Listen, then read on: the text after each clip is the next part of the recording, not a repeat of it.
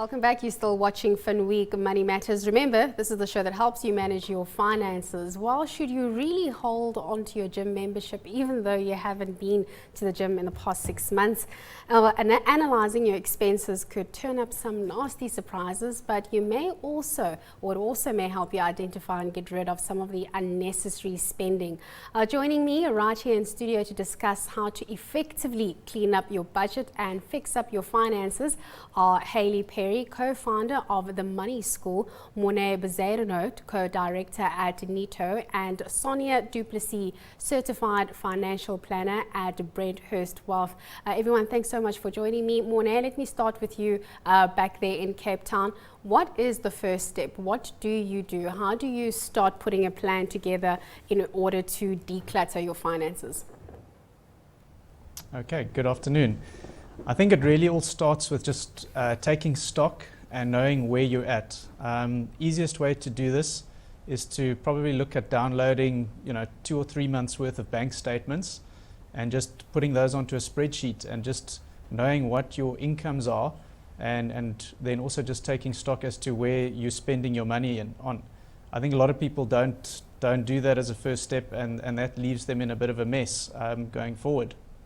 Sonia, let's pick up from there, identifying certain things on your budget, your 3-month bank statement. How do you now identify your needs from your wants?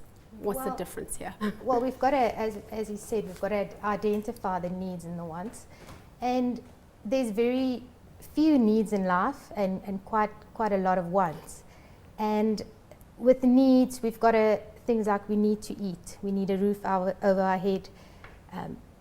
In practice, what I find is people don't plan for retirement, and we need to do retirement planning. So once you've got your needs, then you can start with your wants, then you can start with planning the luxuries.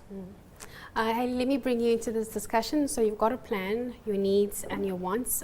Before we go on to other aspects of decluttering, do you find that as season comes in, and I think we did this in the spirit of springtime, that we do find different needs and different wants for different times of the year?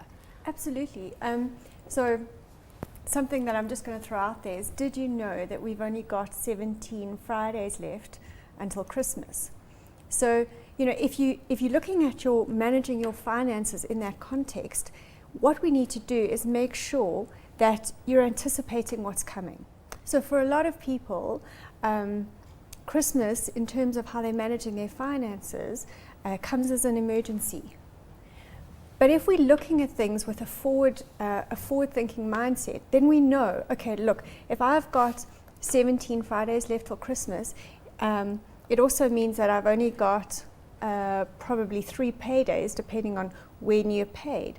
So let's anticipate what's coming, and let's start putting money aside, because that then makes sorting out your finances so much easier, because instead of cleaning up a mess, you're actually doing a little bit of forward planning too. Morne, are there currently instruments that are available out there that could help you do this? Because, Hayley's talking about identifying emergency funding that you may need. Are there instruments that are available that will make this process a little easier? Yeah, I think most of the major banks and financial institutions have some sort of app that can be used to analyze your income and your expenditure. I think it goes down to categorizing it, looking at the expenses, categorizing which ones are for insurances, which ones are for your needs, which ones are for your wants, and then just understanding, what money has to be spent and what money is there just being wasted. Let me come to you, Sonia. Morne was talking about insurances. You find that nowadays we are inundated with information around different products and insurances. Is there a way to keep this in check and knowing what you need and what you really don't need? Well, with insurance, it's quite interesting. I mean, you can literally spend your last cent on all the type of policies there's out there. So there, I would definitely advise going to see a professional. I mean, it will be definitely worth your while to pay someone to have a look at your whole schedule of insurance policies, maybe retirement annuities, other things that you've got in place, and say this one is worthwhile, this one is not worthwhile, and have a good overview of that. in saying that, it would definitely make sense to bring in a professional. It will be definitely worth your while to pay someone to have a look at your whole schedule of insurance policies, maybe retirement annuities, other things that you've got in place, and say this one is worthwhile, this one is not worthwhile, and have a good overview of that. In saying that, it would definitely make sense to bring in a professional to have a look at that. You've also got to look at the phase of your life that you are in. If you look at someone that's just started a family, for instance, they would have a higher need for life cover compared to a retired person that does not have any dependents anymore. So it all depends also on the phase of life you are in, and that would influence, what type of policies you've got and not. And that would also influence, if you might be overinsured or underinsured. Hayley, you're the co-founder of the Money School. What is it that you tell your clients, and exactly what is it that you tell them? Are there any particular steps that you guide them through when it comes to being smarter with your money? Yes, so basically we're in the business of financial education, and so for us, what's really important is getting people to the starting line. So what Sonia was saying is so important. It is really important to see a professional, but sometimes what we have to do is just have a look at what we've got in front of us first. So a lot of people feel like, I don't actually have any money to see a professional about these things I need to chat to them about. So that's what we try and do to help you get to that point. And one of the first pieces of advice that we give in this context of, if you're just trying to find your feet and perhaps get on a steady footing with your money, is set up an emergency fund. That's one of the most important things you can do, because what normally happens is the things that throw you major financial curveballs are things that you didn't see coming, like, for example, an unexpected health expense. But if you've been putting aside money each month and you've got a little nest egg, should something happen that's unforeseen, instead of putting you straight into a debt situation, you've actually got a little bit of money that's a buffer that won't derail where you want to go in the future. Morne, so we've spoken about emergency funding, but what about the finances or the expenses that you have on a day or a month to month? So I'm talking about your medical aid or your bond or your rent. Is there a way that we could possibly cut down on these expenses? Yeah, I think certainly medical aid is something that one can look at. That is very expensive these days.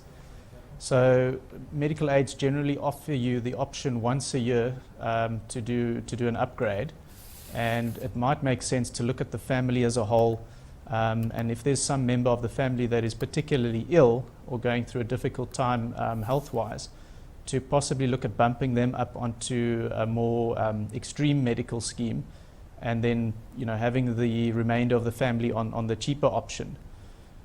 You can also look at complementing your medical aid using things like gap cover.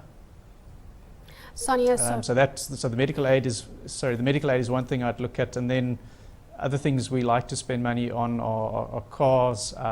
Going for a demo model or a 1-year-old certainly is going to also save you a lot of money in the pocket. Sonia, I saw you nodding there, so you're obviously in agreement with what Morne has said. But once we have been able to cut some of these costs and we've got a little bit of extra money on the side, what do we do with it? Well, the first point of call would be also to check that you don't have any debt, because you have to, before you essentially start saving, you've got to cut out all the high interest bearing debt. So that would be credit card interest, or the interest that you're paying on a credit card. You've got to settle your credit card, and look at student loans, things like that. So once you've settled that and you've still got money over left to save, then we can start saving it in a savings vehicle, unit trust or something like that. Anything you'd like to add in terms of what you should be doing with the extra money? Yes, paying off debt is important. and maybe putting it away for a rainy day. But just in terms of, some closing comments from you about what we should do in terms of a proper plan to put in place. From our perspective, if you're sitting in a position where you say, when I've got some money to put aside, then I'm going to do X, Y, and Z, what we typically find is that you're never going to be in a position to have put money aside unless you prioritize paying yourself first.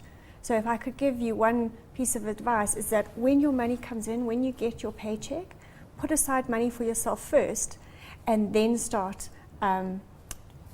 organizing the rest of your spending from there.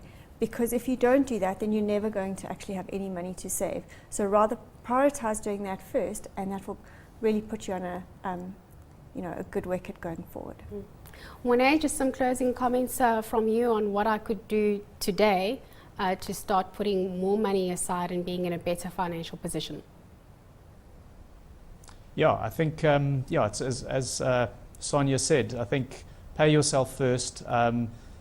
Set up that monthly debit order. It will hurt the first month, but thereafter you'll get used to it, and you'll actually feel like you've achieved something.